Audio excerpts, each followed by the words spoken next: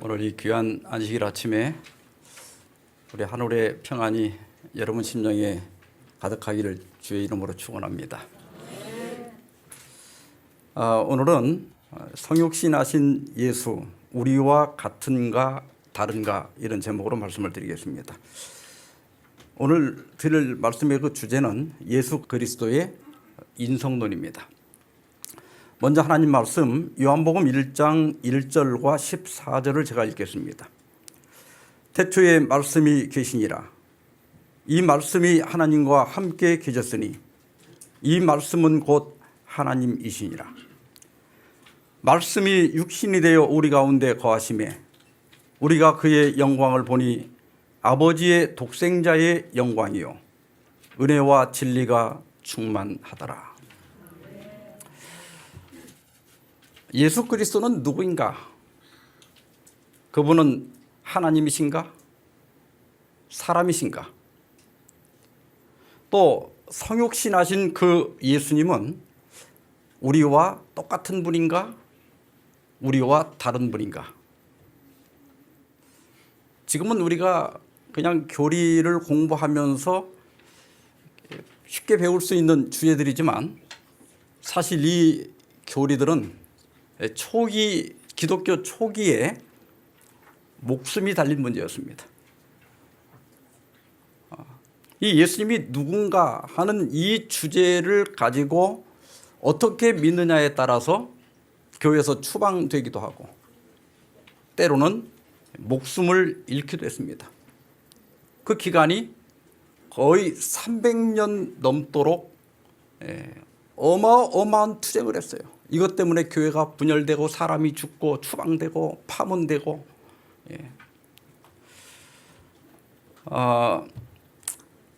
그런데 이 논란이 325년 니케아 종교회의에서 어느 정도 정리가 됐지만 아직도 논쟁이 그친 건 아닙니다. 지금도 이 논쟁이 계속되고 있어요. 사실 이 문제는 예수님이 계실 때부터 논쟁이 됐던 거예요.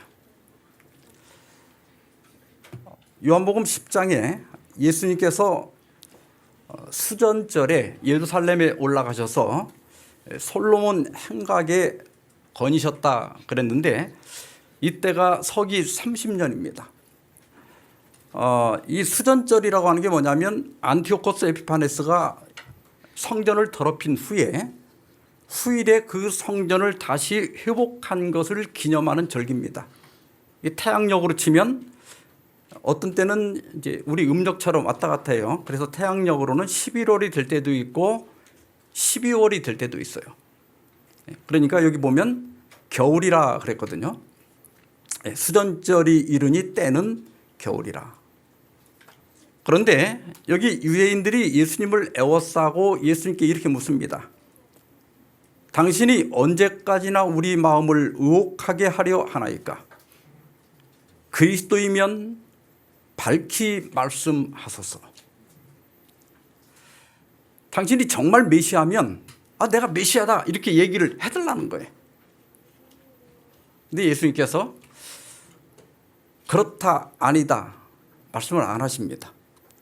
그냥 뭐라고 하는가 하면 내가 지금까지 한 모든 일들이 내가 누구인지를 증명하고 있다 이렇게만 얘기하셔요. 예수님은 진짜 메시아입니까? 메시아죠. 그러니까 맞다 내가 그리스도다 이렇게 얘기하면 되는데 그 말씀을 안 하십니다.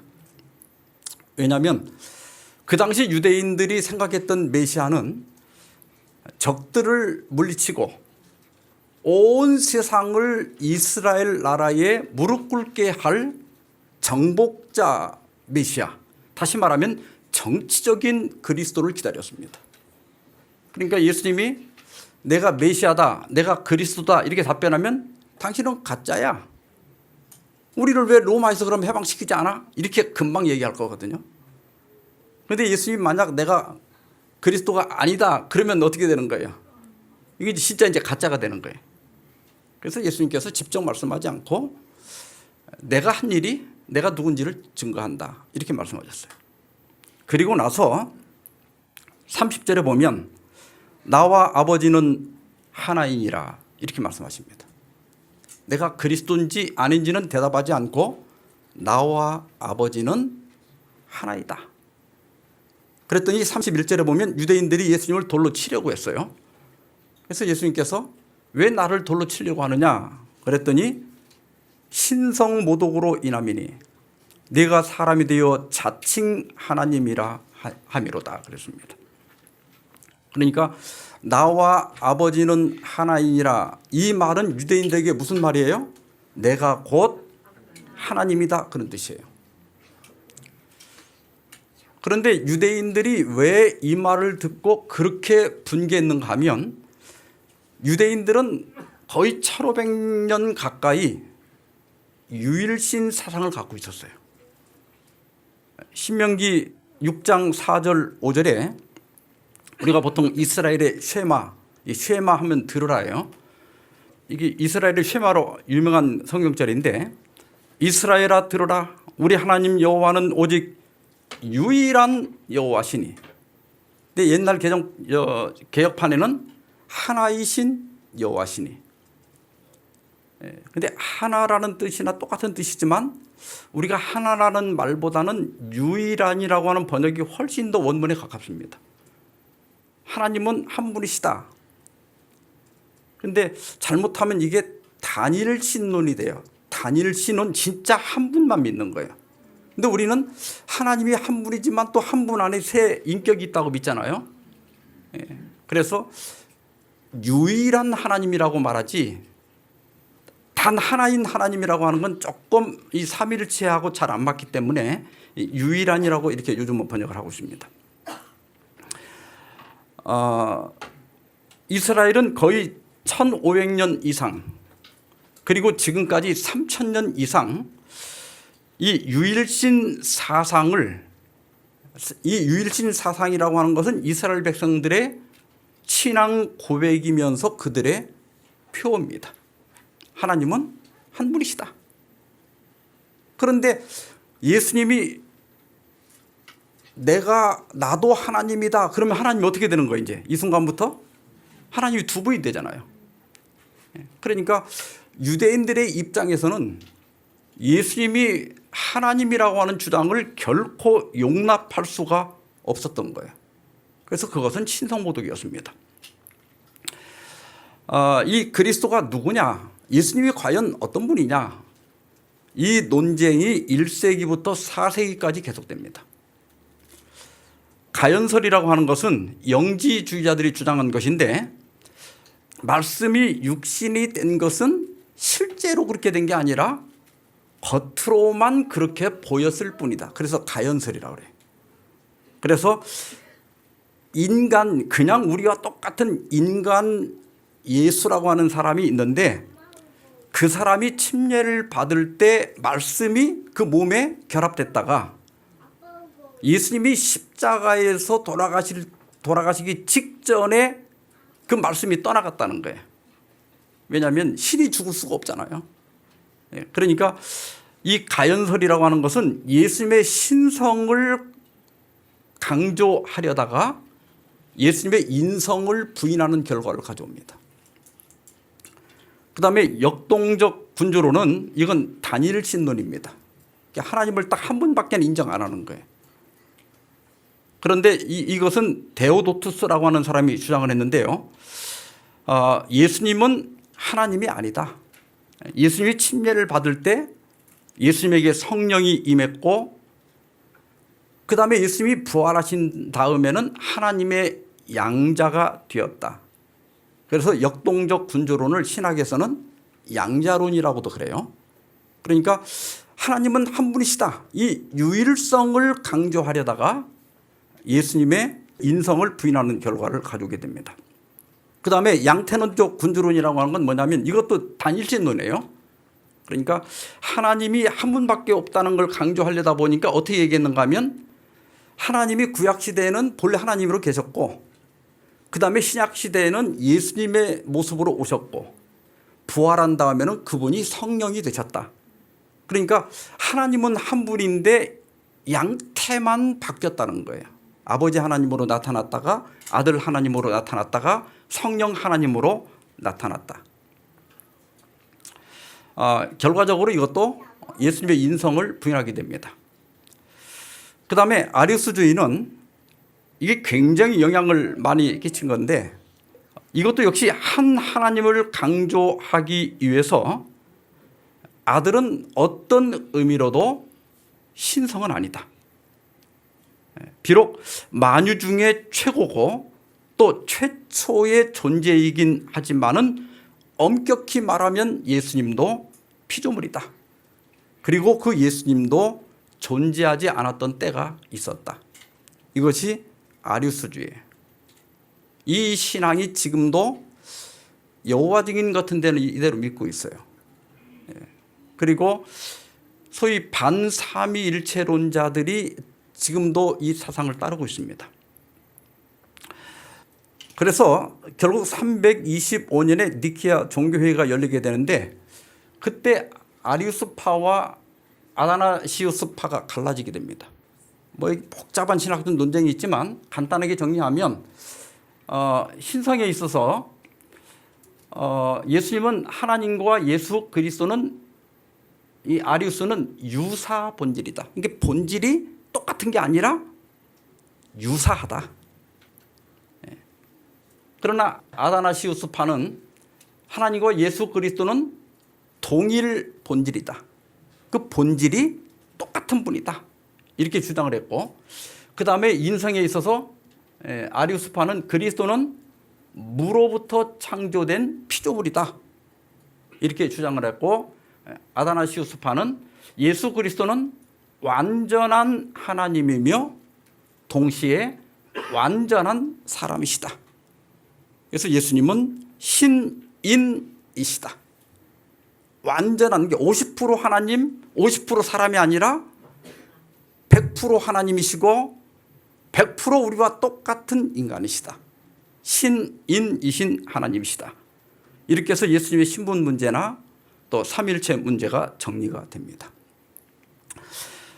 이러한 사상은 요한복음 1장 1절 우리가 처음에 본문에 읽었죠. 태초에 말씀이 계셨죠. 그런데 이 말씀이 곧 뭐라고 그랬죠?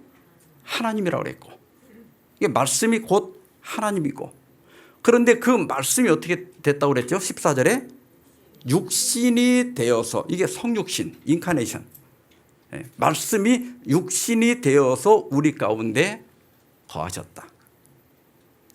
그래서 예수 그리스도는 이 말씀 속에 오늘 본문 속에 완전한 하나님이시면서 동시에 완전한 사람이라고 하는 사상을 나타내 보여주고 있습니다. 먼저 예수 그리스도는 완전한 하나님이십니다. 요한복음 8장 58절 59절에 보면 예수님께서 아브라함이 나기 전부터 내가 있느니라 이 말씀을 하니까 유대인들이 돌로 예수님을 치려고 그랬어요. 그런데 내가 있느니라 I am 이게 전부 대문자로 씁니다. 그런데 모세가 하나님께서 모세를 광야에서 부르셨을 때 당신이 누굽니까? 그랬더니 뭐라고 그래요? 나는 스스로 있는 자 아니라 할 때도 I am that I am. 그리고 이스라엘 자손에게 가서 스스로 있는 자가 나를 너에게 보내셨다 하라 할 때도 I am입니다. 그러니까 예수님께서 내가 있느니라 이 말은 뭐예요? 그 구약 시대의 여호와가 바로 나다 이런 말씀이에요. 그래서 유대인들이 예수님을 돌로 치려고 했던 거예요. 예수님이 직접 나는 하나님이라고 선언하신 겁니다. 반삼위일체론자들 다시 말하면 단일신론을 믿는 사람들이 예수님은 피조물이고 하나님과 동일 본질이 아니라고 하는 증거 성경절로 내세우는 것이 요한복음 17장 3절입니다. 영생은 곧 유일하신 하나님과 여기 하나님을 뭐라고 그랬어요? 그분만 유일하다. 그리고 뭐라고 그랬죠? 그가 보내신 자 예수 그리스도를 아는 것이다. 그래서 여기 유일하신 참 하나님이 아버지고 예수님은 이 유일 안에 들어가지 않는다.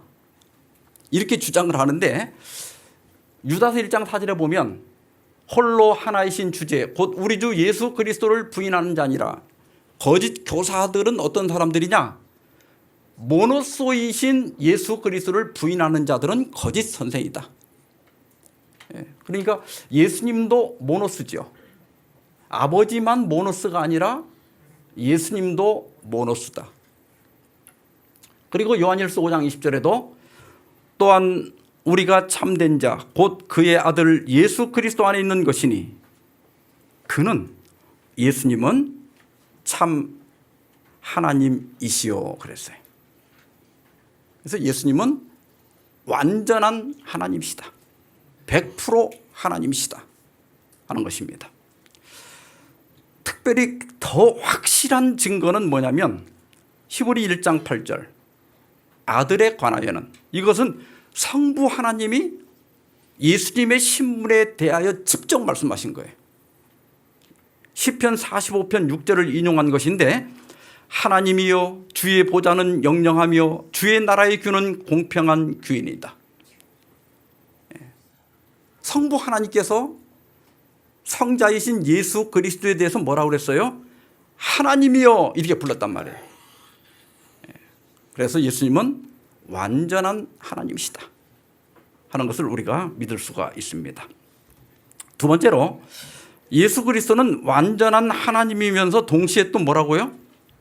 완전한 사람이십니다. 빌립보 2장 6절로 8절에 보면 그는 근본 하나님의 본체시나 그랬어요. 이게 본체라고 하는 말은 헬라어로 모르페인데 하나님의 본질적인 특성과 속성을 가졌다는 뜻이에요. 하나님하고 똑같은 분이라는 거예요. 본질이 똑같고 속성이 똑같다는 뜻이에요. 그러나 하나님과 동등됨을 취할 것으로 여기지 아니하시고 오히려 자기를 비워 종의 형체를 가지사 사람들과 같이 되셨고, 여기 같이 됐다 이 말은 호모이 오마 헬라어 이렇게 돼 있는데 사람들과 똑같이 닮았다 이런 뜻이에요. 우리한테 50%만 같은 게 아니라 100% 똑같다 이런 뜻입니다. 또 사람의 모양으로 나타났다 이 말은 이 모양이란 말은 스케마인데 우리가 볼 때 그분은 우리와 다른 점이 없었다는 거예요. 다른 사람들이 예수님을 볼 때도 사람과 전혀 다를 것이 없었다. 사람의 모양 우리와 똑같이 보였다. 그런 말씀입니다. 그래서 예수님이 누구냐? 예수님의 신분에 대해서는 우리가 성경적으로도 그분은 완전한 하나님이고 동시에 완전한 사람이시다. 이렇게 해서 예수님의 신분에 대한 논쟁은 정리가 깨끗하게 됩니다.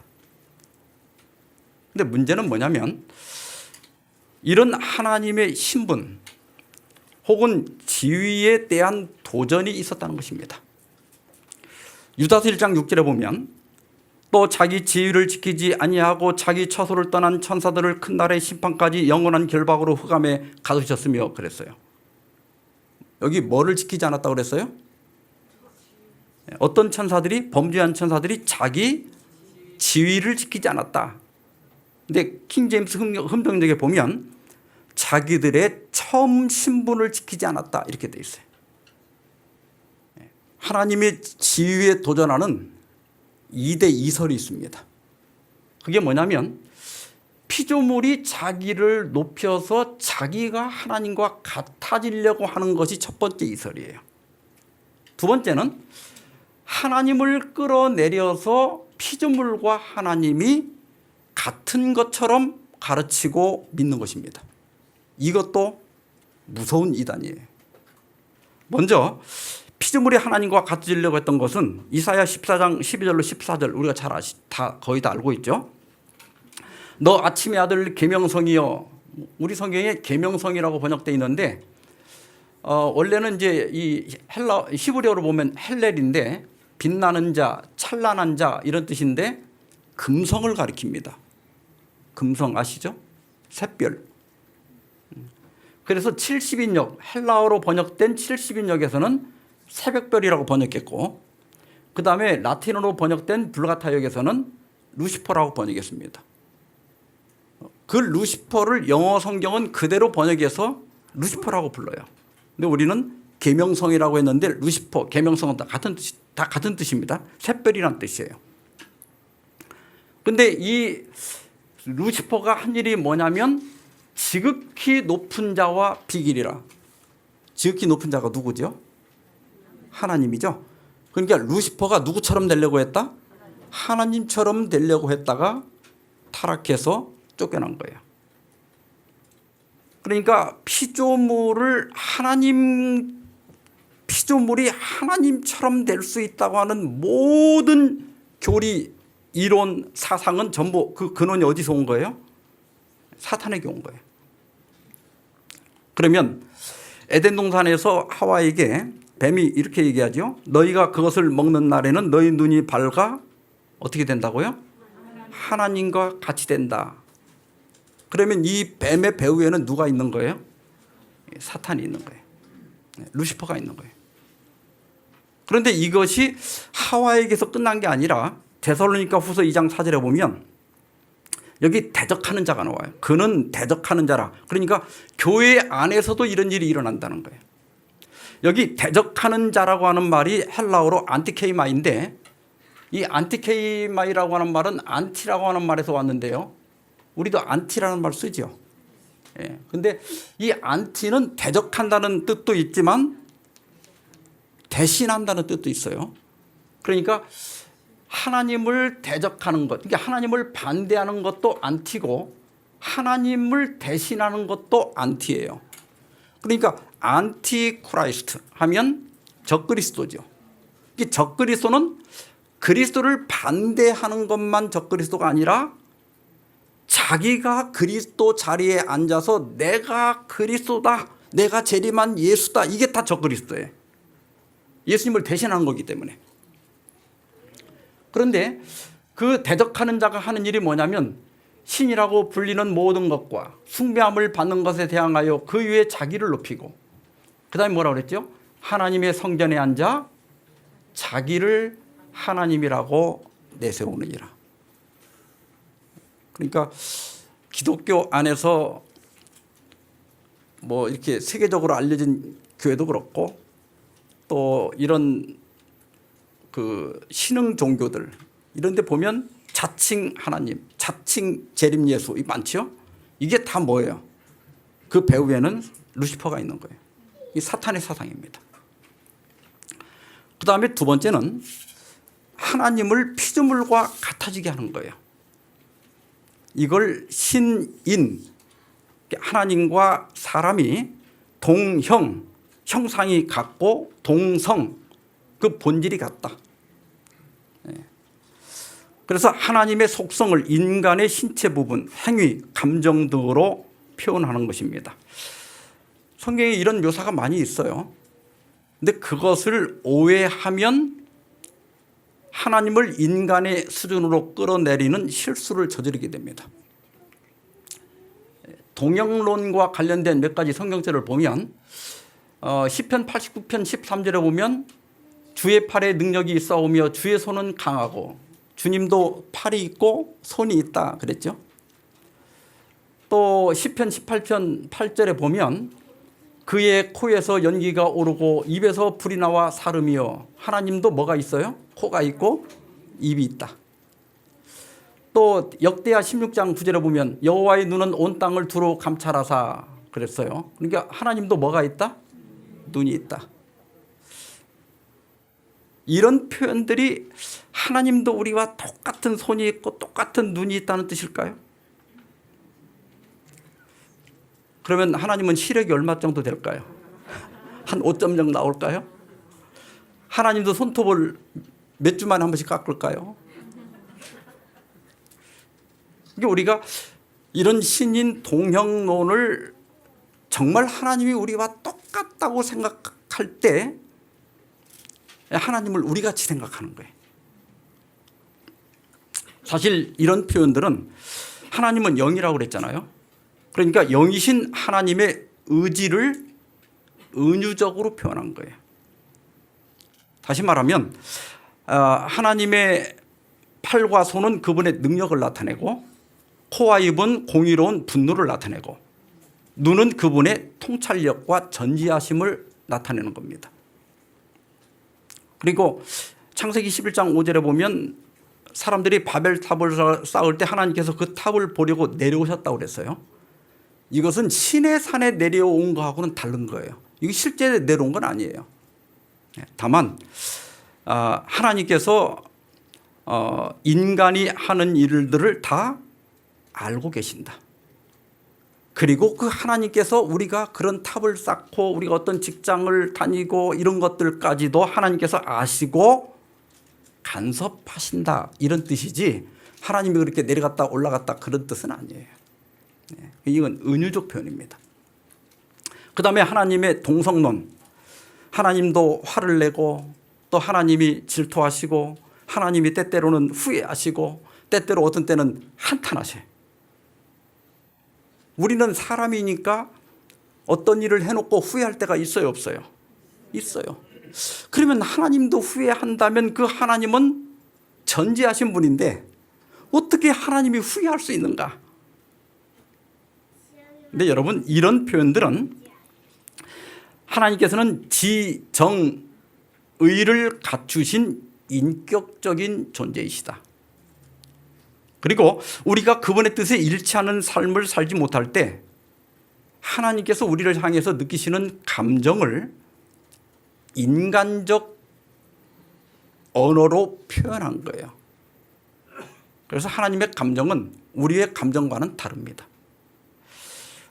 존 스토트 목사님은 하나님의 분노는 절대적으로 순결하며 인간의 분노를 악한 것이 되게 하는 그런 요소들에 의하여 오염되지 않았다. 우리의 분노는 발작적인 폭발이 되는 경향이 있으며, 맞습니까? 애들이 막 말 안 듣고 속썩이면 그냥 화를 확 낼 때 뚜껑이 열리잖아요. 또 불쾌한 감정과 보복하려는 시도에 의하여 일어나는 경향이 있다. 하지만 하나님의 진노는 악에 의해서만 일어나고 악에 대한 정죄 속에서만 표현되는 하나님의 계속적이며 확고한 적대이다. 하나님은 사적인 원한이나 안갚음 같은 것을 전혀 가지지 않으신 분이시다. 실로 하나님은 그 적대자에 대해 감소되지 않은 사랑을 동시에 유지하신다. 이렇게 하기가 우리도 할 수 있어요? 어려워요? 어려워요. 우리는 적대, 누군가를 미워한다면 감정도 그 사람 보기도 꼴도 보기 싫다고. 근데 하나님은 우리 죄인에 대하여 적대시하면서도 그 죄인을 여전히 사랑하신다는 거예요. 그런 말 들어보셨죠? 하나님은 죄는 미워하시지만 죄인은 사랑하신다. 근데 우리는 나한테 그런 죄진 사람은 꼴도 보기 싫다고. 하나님의 감정하고 우리 감정은 달라요. 이렇게 진함철이 있을 때 진함철이 N극과 S극이 다르면 달라붙죠. 근데 이렇게 같이 놓으면 밀어내죠.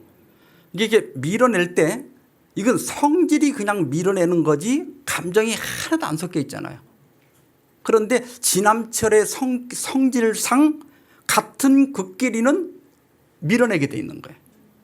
이게 하나님께서 죄에 대해서 느끼는 게 그런 거예요. 죄는 도무지 용납이 안 되는 거예요. 하나님의 속성상 죄하고는 같이 살 수가 없어.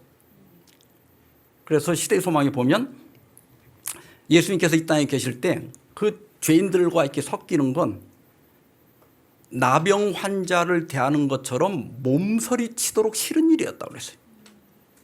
그만큼 죄를 싫어하셔. 그러나 그렇다고 해서 죄인을 멀리 하신 건 아니에요. 그분은 똑같은 사랑을 가지고 죄인들을 불쌍히 여기시고 죄인들을 찾아가셨고 그들에게 손을 잡아주신 거예요. 그래서 우리 이런 표현들을 사람하고 똑같이 보면 안 된다.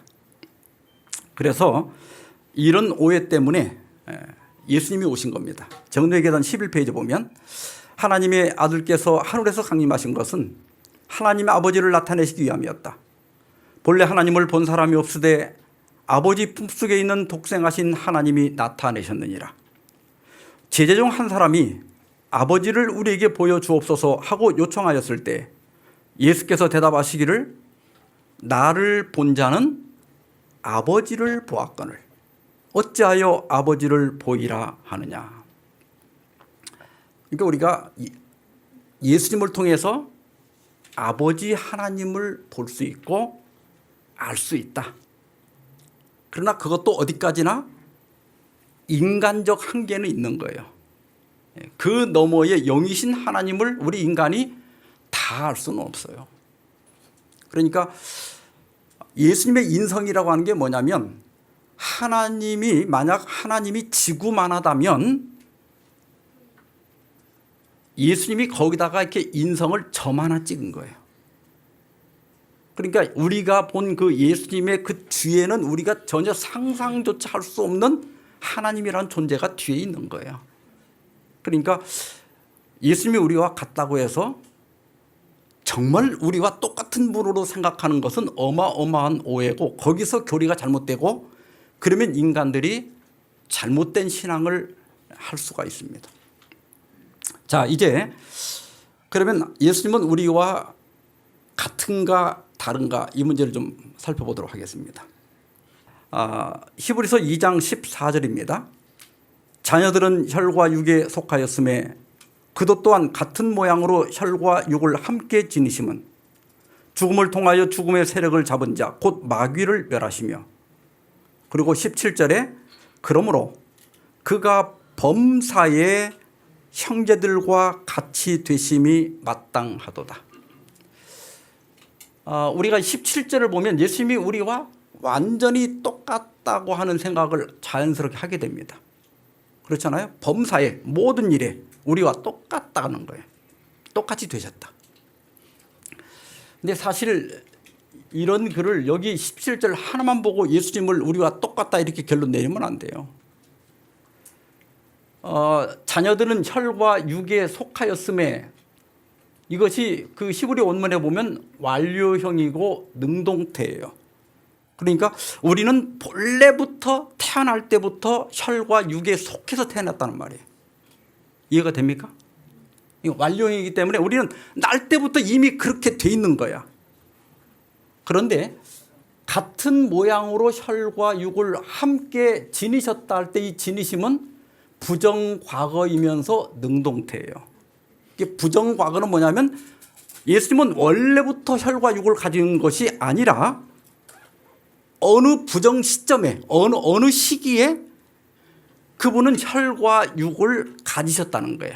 그분 스스로가 가지셨다는 거예요. 이게 우리는 날 때부터 혈과 육을 가졌지만 예수님은 어느 시점에 혈과 육을 가진 우리 속으로 들어오신 거예요. 그래서 우리하고는 출신이 좀 다릅니다. 예수님이 성육신 하셨을 때 타락전 상태, 아담이 타락하기 전의 상태로 오셨느냐, 타락한 후의 상태로 오셨느냐, 이것 가지고 지금도 신학적 논쟁이 일부 계속되고 있습니다. 타락전 상태로 오셨다, 프리 랍사리안이라고 그래요. 예수님은 죄 없는 본성을 취하셨다. 그래서 선악간 대쟁투의 핵심은 하나님의 율법에 관한 것이었다. 예수님은 둘째 아담으로 타락전 아담의 위치에 오셨다. 예수는 죄 있는 육신의 모양을 취하셨으나 죄는 없으셨다. 완전이란 죄 없는 완전이 아니라 지속적인 성숙과 품성적 완전을 가리킨다. 1살짜리도 완전한 사람이죠. 또 10살짜리도 완전한 사람이죠. 그러니까 완전이라고 하는 건 우리가 어느 죄 없는 단계에 도달한 게 아니라 단계 그 나이에 맞게 성장하면 완전한 것이다. 그리고 이건 어떤 율법을 지키고 행위에 있어서라기보다는 품성적 완전이 더 중요하다. 성경이 가르치는 것은 그거다. 그래서 둘째 아담으로서 예수를 강조하고 예수님은 우리와 다름을 강조합니다. 그런데 아담이 타락함으로써 타락 후에 아담이 되었고 아담의 후손들인 우리는 똑같이 타락 후의 상태로 태어나죠. 그런데 타락 후 상태로 오신 예수님을 믿는 포스트 랍사리안들은 예수님도 우리와 똑같이 타락한 상태로 오셨다는 거예요. 그래서 예수님의 인성은 우리와 같다. 그리고 예수님은 우리의 모본이시다. 그럼 어떻게 해야 되느냐? 예수님은 범죄하지 않았다. 따라서 우리도 범죄하지 않을 수 있다. 그래서 모범으로서의 예수님을 강조하고 죄 없는 완전을 강조합니다. 어떤 게 맞아요?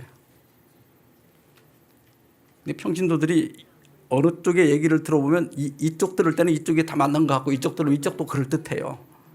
예. 마지막 세대 신학이라는 게 있어요. 위키백과사전에 찾아보면 이걸 LGT라고 그래요. Last Generation Theology 이렇게 얘기하는데 마지막 세대 또는 최후의 세대. 근데 우리나라에서는 여기 여러분 생애입이 견고한 투대는 누구인가 하는 이 잡지에 보면 여기에 잘 보일는지 모르겠어요. 마지막 세대라고 하는 게 인세대 있죠. 이걸 그대로 딴 거예요. 파이널 제너레이션. 이 신학은 예수께서 재림하시기 전에 마지막 세대에 성화된 사람들이 성취한 도덕적 완벽성 혹은 완전성에 관한 종교적 신념이다. 제7일 재림교 신학의 공식적인 부분은 아니지만 어떤 사람들은 신약 요한계시록에 기록 진술된 14만 4천 명의 성도들이 암시하는 것처럼 예수께서 재림하시기 직전에 단기간에 나타날 하나님께 충실한 마지막 때에 남은 자손들이 있을 것이라고 생각한다. 영문에 나와 있어요. 영문 페이지예요. 자, 이 타락 후 상태로 성육신했다고 믿는 사람들은요, 이제 아담이 타락하고 나서 우리 인류가 타락했는데요.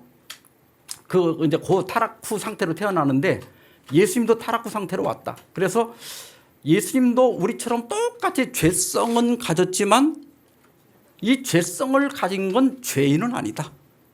그러면서 이분은 완전히 죄 없는 삶을 살았다. 그래서 우리도 태어날 때는 죄성은 있지만은 죄인은 아닌 상태로 태어난다. 그러다가 이 아기가 자라다 어느 날 범죄하면 그때부터 죄인이 된다. 그러다가 회개하면 이제 의인이 됐다 또 죄를 졌다 하다가 마지막 세대, 예수님이 재림하시기 직전의 마지막 세대는 예수님과 똑같이 죄 없는 완전한 생애를 산다. 이게 마지막 세대 신학입니다. 로마서 8장 3절에 보면 하나님께서 죄로 말미암아 자기 아들을 뭐라고 그랬죠? 죄 있는 육신의 모양으로 보냈다 그랬죠. 그래서 이 포스트 랍사리안들은 죄 있는 육신을 강조합니다. 예수님 그 육신에 뭐가 있다? 죄가 있다. 죄성이 있다. 그러나 이걸 반대하는 사람들은 모양을 강조합니다. 모양이 죄 있는 것처럼 보였지 실제로 그분 안에는 죄가 없었다. 여러분, 예수님이 우리와 똑같다고 해서 우리처럼 죄성이 있다면 어떤 문제가 생길까요? 예수님의 제자들이 손을 씻지 않고, 그러니까 이 미시나에 따르지 장로들의 유전이라고 그러죠. 손을 씻지 않고 음식을 먹을 때 바리새인과 서기관들이 왜 정결례를 하지 않느냐 이렇게 얘기할 때 예수님께서 뭐라고 그래요? 입으로 들어가는 게 사람을 더럽게 하는 것이 아니라 사람에게서 나오는 그것이 사람을 더럽게 하느니라. 그러면서 속에서 곧 사람의 마음에서 나오는 것은 악한 생각 곧 음란과 도적질과 살인과 간음과 탐욕과 악독과 속임과 음탕과 질투와 비방과 교만과 우매함이니 이 모든 악한 것이 다 속에서 나와서 사람을 더럽게 하느니라. 그러니까 이건 밖에서 들어가는 게 아니라 우리 안에서 나오는 거예요. 이걸 죄성이라고 그래. 우리는 이게 태어날 때부터 갖고 태어나는 거예요. 그래서 우리 안에 악한 생각이 있고 음란이 있고 간음, 탐욕, 악독, 속임 이런 게 있는 거예요. 만약 예수님이 죄성을 가지셨다면 예수님도 음란한 생각을 했다는 뜻이죠. 죄만 안 저질렀지 예수님도 마리아가 발을 씻길 때 어떤 성적인 자극을 받았다는 말이 되는 거예요. 이건 신성모독입니다. 예수의 마지막 유혹이라는 영화가 있어가지고 이거 논란이 굉장히 됐어요.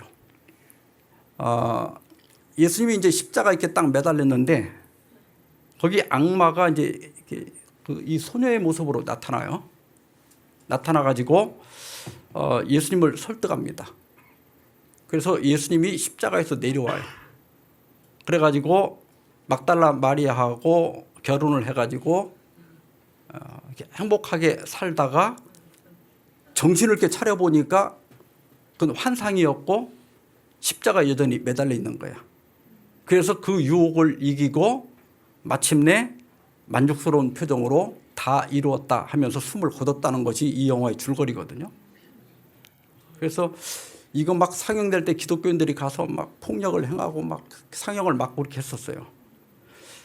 여러분, 예수님이 이런 유혹을 받아가지고 음란한 생각을 했다는 것 자체만으로도 그분은 우리의 구주가 될 수가 없는 거예요. 그래 어떻게 예수님이 죄성이 있다고 말할 수 있어요? 근데 실제로 그렇게 믿는 사람들이 있거든요.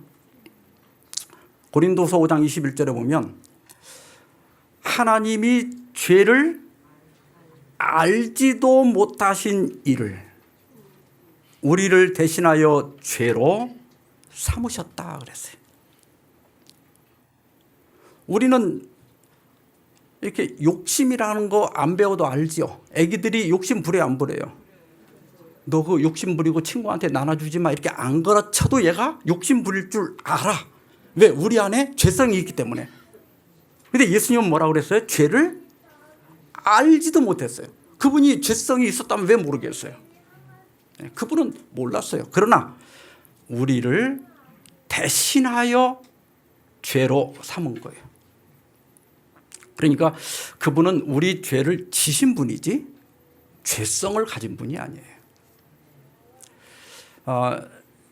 그 앤드레슨 목사의 마지막 세대 신앙을 모르는 분들이기 때문에 잠깐 소개해드리면 이분은 성서봉사라는 책에서 속죄가 3단계로 이루어진다고 그랬어요. 그리스도께서 인간의 죄에 저항하고 온전히 극복할 수 있음을 보여주셨다. 이게 모본이 됐다는 거죠.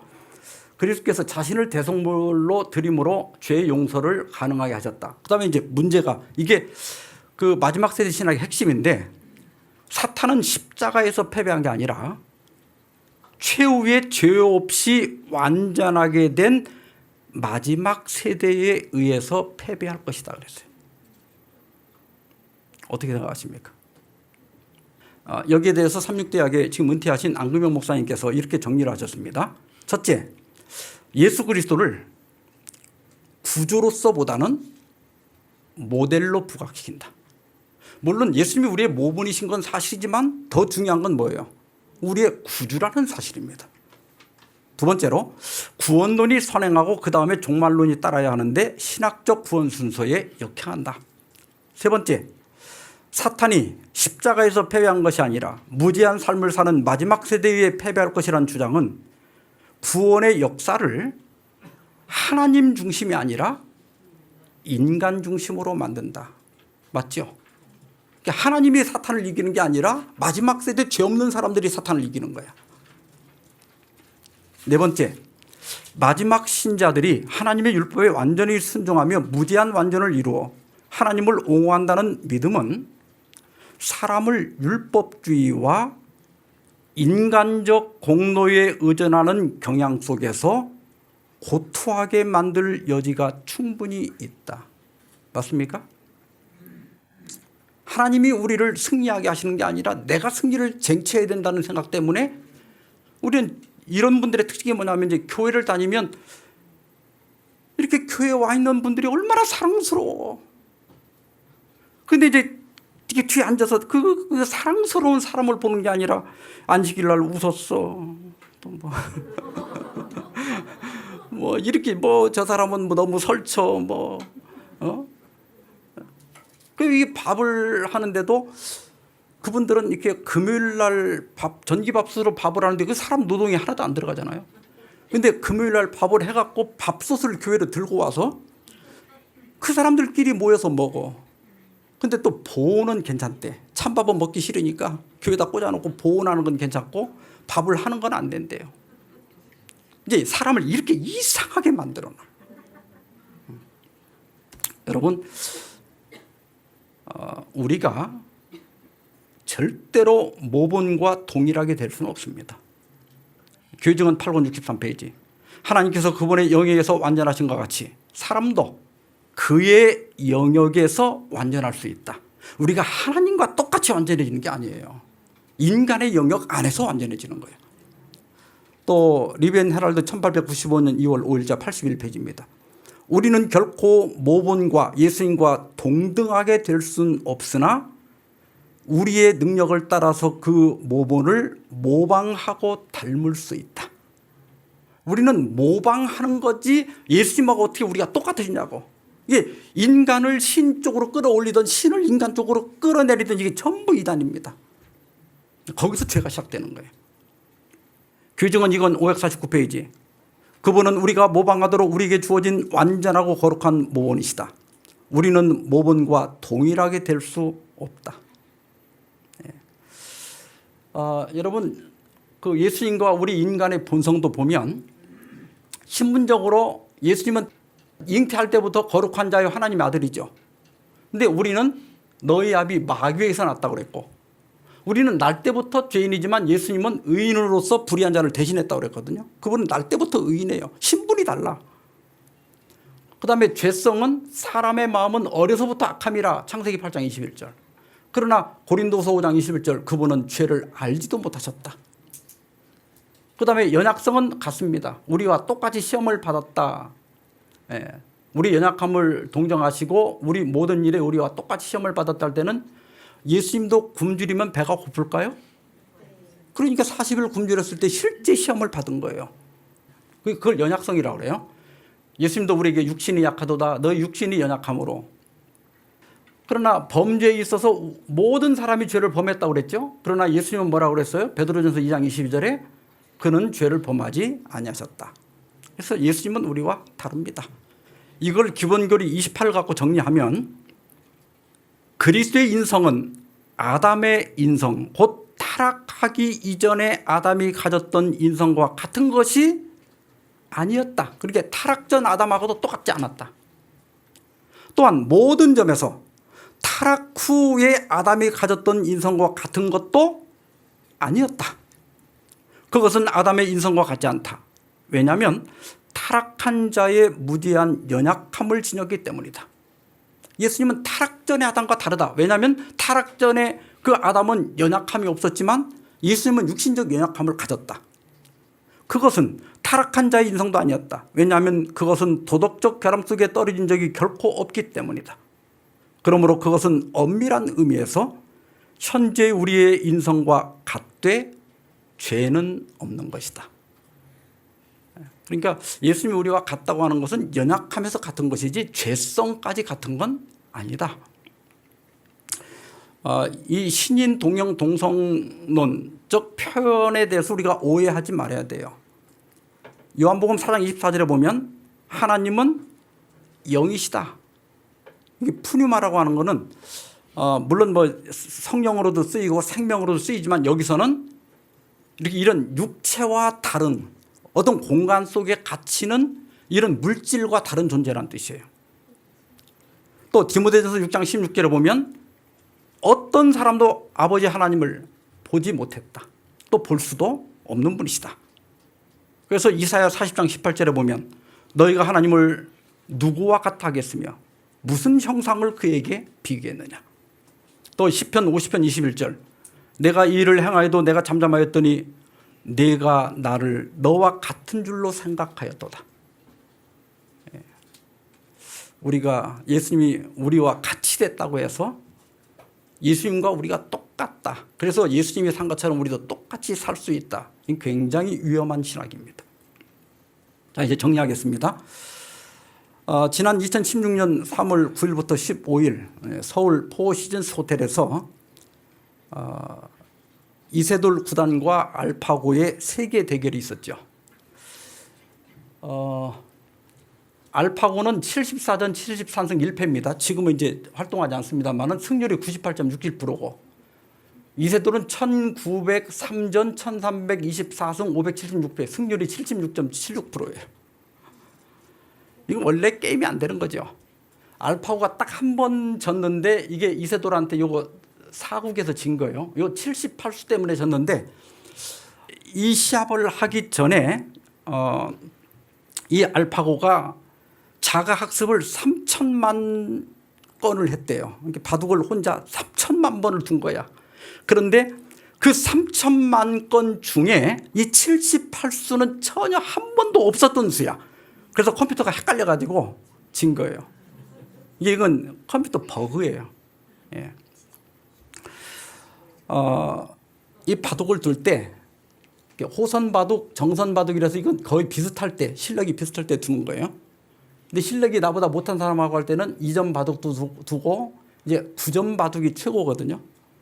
저도 옛날에 바둑이 한참 빠졌었는데 시간 낭비가 너무 심해서 끊었습니다. 근데 이세돌 할 때는 열심히 봤어요. 근데 바둑도 45점 바둑까지 둘 수 있대요. 이 정도면 내가 알파고 이길 것 같습니다. 난 이 정도면. 그렇지 않아요? 이건 알파고가 많이 접어준 거죠. 그러니까 예수님이 우리와 같다는 것은 많이 접어줬을 때 그렇다는 뜻이지, 어떻게 그 성육신하신 예수님하고 우리가 같다고 할 수 있겠습니까? 그분은 우리가 닮아야 할 뿐이지 똑같아질 수 있는 분은 아니에요. 예. 기본교리 18입니다. 성경은 예수님의 인성을 무지한 것으로 제시한다. 그분의 탄생은 초자연적이었다. 그는 성령으로 잉태되셨다. 신생아로서 그분은 거룩한 자로 기술되었다. 그분은 타락한 상태의 인간 본성을 취하셨는데 이것은 죄의 결과들을 지닌 것이지 그 죄됨을 지닌 것은 아니었다. 타락한 인간의 그것과는 달리 예수님의 영적 본성은 모든 죄의 감염에서 벗어나 순결하고 거룩하다. 그분이 우리와 다를 바 없는 전적인 인간이라고 생각하는 것은 잘못된 생각이다. 그분은 둘째 아담이시요 하나님의 유일한 아드님이시다. 우리는 그분을 죄의 성향을 지닌 한 인간으로 생각하지 말아야 한다. 이게 우리 제7안식 예수재림교의 공적 선언입니다. 대총회에서 결의한 공적 선언이에요. 이게 누가 어떤 학자가 어떤 목사가 어떤 성경죄를 갖고 얘기한다 할지라도 이 공적 선언에 어긋나는 것은 이설입니다. 예수님은 죄성이 없어요. 그러니까 이제 어떤 분들은 아니 예수님이 죄성이 없다면 어떻게 우리 모본이 될 수 있는가 이렇게 얘기하는데 거기에 대해서 로버트 올슨 목사님이 이렇게 얘기합니다. 그리스도께서 스스로 죄로 기울어지는 유전적인 경향을 가지지 않으셨으며 다만 우리의 대속주로서 우리의 모든 감정들을 경험할 수 있으셨기 때문에 우리의 시험의 본성을 완전히 이해하셨다. 근데 그분은 죄성이 없는데 어떻게 우리가 당하는 모든 유혹을 그분이 경험하셨을까? 여기에 대해서 만일 그리스도께서 그 위에 나의 죄들을 취할 수 있었고 십자가에서 잃어버린 영혼들의 감정을 경험하실 수 있으셨다면 그분께서 스스로 기울어지심을 취하지 않은 채 악으로 기울어지는 나의 본성들을 경험하는 것은 가능하였다. 예수님이 우리 같이 이렇게 싸우고 미워하고 이렇게 도덕질하고 이런 죄를 범하지 않았지만 십자가에서 우리 죄가 그분에게 놓였을 때 그분은 우리가 그 죄를 짓고 경험했던 그 경험을 다 하신 거예요. 우리 죄가 놓여졌을 때. 그렇다면 그분은 죄성이 없다 하더라도 죄성을 가진 우리가 받는 유혹을 대표적으로 다 경험했다는 것입니다. 얼마든지 할 수 있다는 거예요. 시간이 많이 지났습니다. 히브리 2장 17절 18절. 그러므로 그가 범사의 형제들과 같이 되심이 마땅하도다. 이는 하나님의 일에 자비하고 신실한 대제사장이 되어 백성의 죄를 속량하려 하심이라. 그가 시험을 받아 고난을 당하셨은즉 시험 받는 자들을 능히 도우실 수 있느니라. 중요한 것은 그분은 죄성은 없었지만 우리의 모든 죄가 그분에게 놓였기 때문에 그분에게 다 놓여졌기 때문에 우리의 경험을 다 아신다는 겁니다. 우리의 슬픔, 우리의 좌절, 우리의 분노, 우리의 낙담, 우리의 마음의 상처들, 병든 사람들, 사업하다 실패한 사람들, 배신당한 사람들의 그 아픔을 그분은 아시고 도울 수 있다는 거예요. 그래서 우리는 이러한 예수님이 계시고 그분에게 나아가서 오늘도 구원받고 치료받을 수 있다고 하는 것입니다. 이런 예수님을 영원히 의지하고 예수님을 힘입어 승리하시길 바라면서 말씀 마치겠습니다.